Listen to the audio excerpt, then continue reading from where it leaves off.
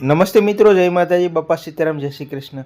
અમારે જે કેટરસમાં બટાકાનું શાક બને છે એવી રીતે રેસીપી આપું છું। તમારે કોઈ જો નાનો મોટો પ્રસંગ હોય, હમણાં શ્રાદ્ધ આવે છે, ઘરે 20 મહેમાન આવે એમ હોય તો આવી રીતે તમે બટાકાનું શાક બનાવજો। આ બટાકાનું શાક તમારે જો બટાકા પૂરીનો બિઝનેસ કરવો હોય તો પણ એ મસ્ત લાગશે। તો આવી રીતે બટાકાના શાકની રેસીપી 400-500 ગ્રામ જેવું તેલ ગરમ મૂક્યું છે। બટેટાનો શાકનો વઘાર મારી દે, थोड़ी राई नाख दी,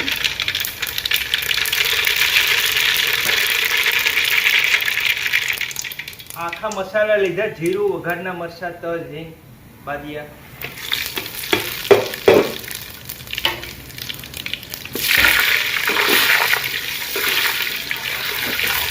मसाला छटकी એટલે હવે આપણે બટેકા નાખી દઈએ।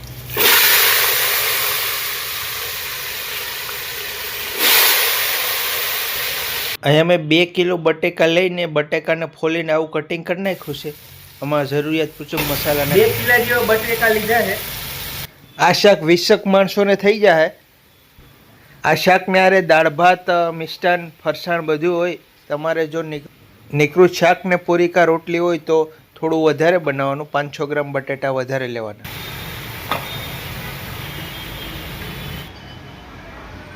તો આપણે આ કોમેન્ટ હતી કે શ્રાદ્ધ આવે છે તો બટાકાનું શાક બનાવજો। તો અમારે આજે 20-25 માણસોનું બટાકાનું શાક, આમાં 2 કિલો આપણે બટાકા લીધા છે, એના હિસાબથી આપણે શાક બનાવીએ છીએ અમારે જે કેટરસમાં બને એ રીતે। બટાકાને ખોલી એનો વઘાર મારી દીધો આપણે, રાઈ ને જીરું ને હિંગ ને નાખી બટાકાને પકાવી દઈએ 50%। આમાં આપણે આદુ મરચાંની ગ્રેવી, ટમેટાની ગ્રેવી નાખશું, પણ પહેલાં થોડા બટાકાને પકાવી દઈએ। બાકી જો અત્યારે ટમેટાની ને ગ્રેવી નાખવા મળશું ને આદુ મરચાંની, તો પછી નીચે ગ્રેવી તળીએ સોટવા મળશે અને બટાકા બરાબર પાકશે નહીં। એટલે બટાકાને 50% પકાવીને પછી આપણે બધી ગ્રેવી નાખશું।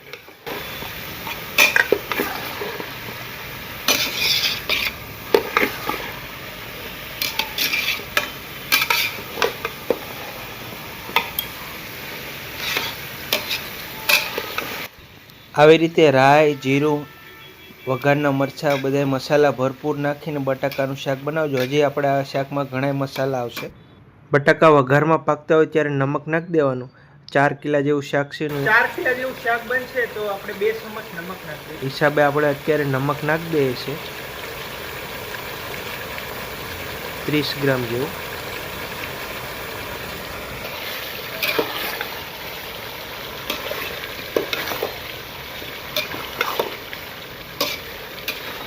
શાક પાકતું હોય ત્યારે આમ તવીથાથી તળીએ ફેરવતું રહેવાનું, કારણ કે તળીએ સોટી જાય મસાલા, બટાકા સોટી જાય, બરી જાય। એ થોડો ગેસ ફાસ્ટ રાખી અને બટાકાને ફેરવતું રહેવાનું।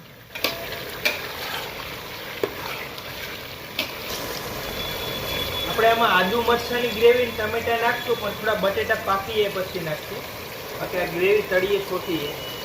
ટમેટા બટેકાને પાકવાનું છે।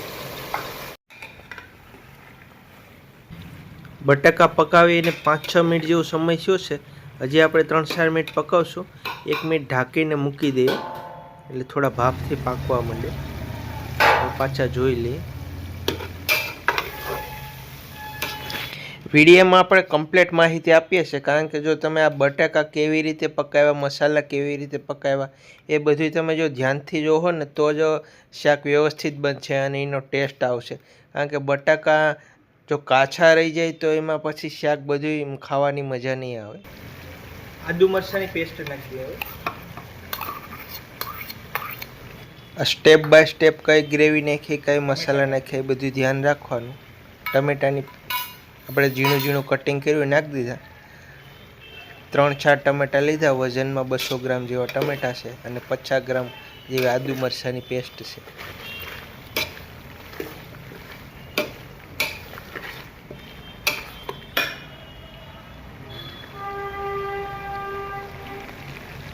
एक चम्मच जेवी हळदर नाखी,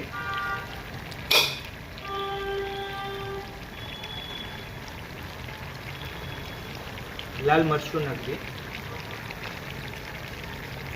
આપણે આમાં વઘારમાં 2 જાતના મરચાં નાખશું, એક તીખું અને કલર માટે કાશ્મીરી મરચું। 10 ગ્રામ જેવી હળદર નાખી, તીખું મરચું આપણે 30 ગ્રામ નાખ્યું અને કાશ્મીરી મરચું 10 ગ્રામ નાખશું. તીખાશ તમારે હિસાબે જો ઓછું ખાતા હોય તીખું તો ઓછી નાખી શકો, એ તમારા સ્વાદ અનુસાર તીખું તમે રાખી શકો. હળદર ને મરચું નાખો એટલે ગેસ એકદમ ધીમો નાખવાનો, બાકી મરચું ને હળદર બળી જાય. ધાણા જીરું નાખી ગેસમાં, એટલે મસાલા નાખો ત્યારે ગેસ ધીમો રાખવાનો, બાકી શાકનો કલર કાળો પડી જાય. અથવા ગેસ બંધ કરીને તમે થોડો ગરમ મસાલો નાખી, બધા મસાલા નાખી શકો, નકર મસાલા બળી જાય તો શાકનો દેખાવ બગડી જાય, સ્વાદ બગડી. કાશ્મીરી મરચું નાખી અને કલર માટે આપણે થોડું કાશ્મીરી મરચું તો નાખવાનું જ, કારણ કે જો કલર શાકનો સારો હોય તો જ આંખને ગમે તો જ સ્વાદે આવે. એટલે થોડું લાલ છટક દેખાતું હોય તો અત્યારે બધાને કલરવાળું એટલે સ્વાદ ઓટોમેટિક આવી જાય.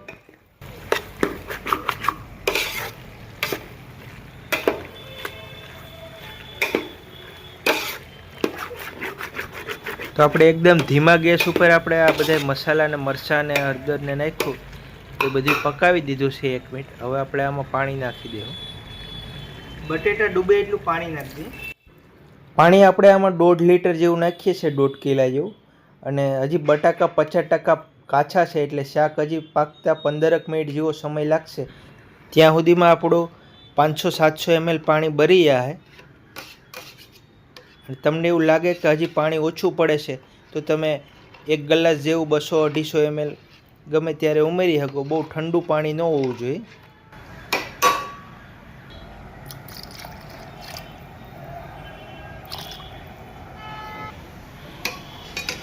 મિત્રો હવે બટેકાને પાકવા દેવું આપણે, પછી આને રસો થોડો જાડો થાય અને એકદમ ડીશમાં લઈએ તે છૂટો ન પડે એના માટે સ્પેશિયલ આપણે એક મસાલો બનાવી નાખીએ. વઘારને જાડો કરવા આપણે સ્પેશિયલ કેટરર્સવાળાનો સિક્રેટ મસાલો બનાવી નાખીએ. એટલે આપણે સિંગદાણા લઈએ છીએ શેકેલા, એને પીસી નાખશું. એટલે આપણે ગાંઠિયા લઈએ છીએ. ગાંઠિયાને સિંગદાણા ઓછા જ લેવાના છે, 20 ગ્રામ સિંગદાણા અને 20 ગ્રામ ગાંઠિયા. વધારે નાખશો તો પછી શાકનો કલર બદલી જાય, એટલે બધું માપે નાખવાનું. નારિયેળનો ભૂકો આવે, ટોપરાનું શીણ આવે 1 ચમચ નાખશું. ટોપરાનો ભૂકો આવે 1 ચમચ જ નાખવાનો, વધારે નહીં નાખવાનું. આ ત્રણેય વસ્તુ એટલા માપથી જ નાખવાના, આનાથી વધારે નાખશો તો શાકનો સ્વાદ એ બગડી જાય અને એનો કલર પછી વ્હાઈટ થઈ જાય, લાલ ન રહે. એટલે મસાલો એટલો માપથી જ નાખવાનો. શાકમાં થોડો રસાનું પ્રમાણ છે અને બટેકા હજી થોડા કડક હોય એવું લાગે છે. હજી આપણે બટેકાને 5 મિનિટ પાકવા દેવું.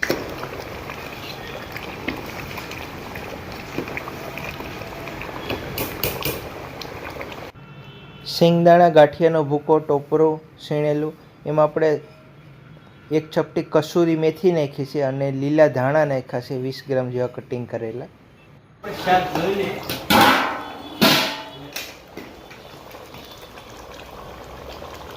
બટેકા પાકી જાય પછી જ આપણે મસાલો બનાવી નાખશું. બટેકા સરસ પાકી ગયા છે, દબાઈએ ત્યાં તૂટી જાય છે. થોડા હજી ડઠર છે, હજી 5 મિનિટ પાકવા દેવા પડશે. પાકી જાય. આમાં થોડો આપણે ગોળ નાખી દઈએ, શાકને ચટપટું બનાવવા.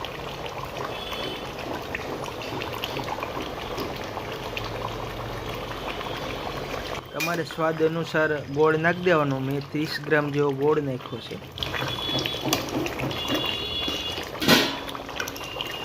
2-3 મિનિટ હજી ઢાંકીને પાકવા દઈએ. આ સમય તમે જો ડીશ ઢાંકો તો 1 મિનિટે ફેરવતું રહેવાનું, કારણ કે નીચે હવે બધા આપણે મસાલા નાખી દીધા એ સોટવા મળશે. એટલે 1 મિનિટમાં ફેરવી નાખવાનું શાકને.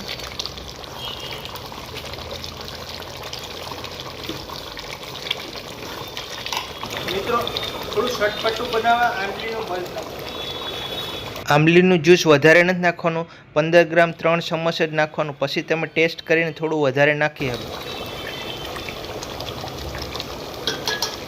આપણે જે ગાંઠિયા સિંગદાણાનો ભૂકો કર્યો હતો, લીધો તો ડીશમાં, એ બધોય શાકમાં નાખી દીધો છે. અને હવે ભૂકો નાખ્યા પછી ફટાફટ ગેસ બંધ કરી દેવાનો છે અને બધો મસાલો બધો વ્યવસ્થિત શાકમાં મિક્સ કરી દેવાનો છે.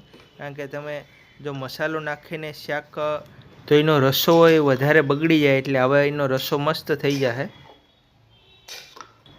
આ શાકને તમે ડીશમાં લો તો શેષ પણ એક જગ્યાએ રહી જાય, ડીશમાં વ્યવસ્થિત સેટ થઈ જાય, અને પૂરી હારે ખાઓ, રોટલી હારે ખાઓ, બાળકોને વડીલોને બધાય મજા આવે એવું માપે તીખું ચટપટું બન્યું છે બટાકાનું શાક. અને આ અત્યારે ફૂલ શાક ગરમ છે.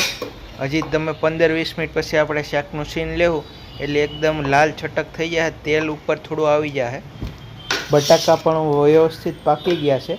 આપણે જેમ જરૂરિયાત મુજબ ચેક કરતા ગયા હતા અને વ્યવસ્થિત પકાવી દીધા હતા. તો મિત્રો 10 મિનિટ પછી આ થોડું શાકનું જો ઉપર તેલ આવી ગયું, કલર પકડવા માંડી ગયું છે, તો આવી રીતે આપણે બટાકાનું 20 માણસોનું શાક બનાવ્યું છે. બટાકાનો શાકનો વિડીયો સારો લાગ્યો હોય તો વિડીયોને લાઈક કરી દીજો, શેર કરી દીજો, ચેનલમાં ન હોય તો સબસ્ક્રાઈબ કરી લેજો. મળીશું અગલા વિડીયોમાં. જય માતાજી, બાપા સીતારામ, જય શ્રી કૃષ્ણ.